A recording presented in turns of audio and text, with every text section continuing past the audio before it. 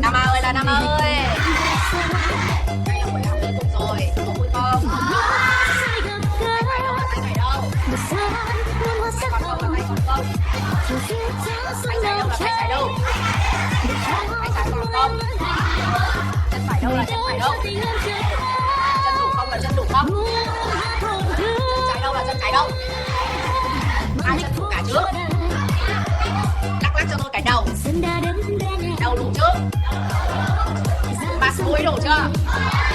Rồi tôi sẽ giao giấy đủ 35 cho con văn hóa để đạt được. Sau Tết tôi sẽ nhận đủ lại 35 bảng sinh hoạt.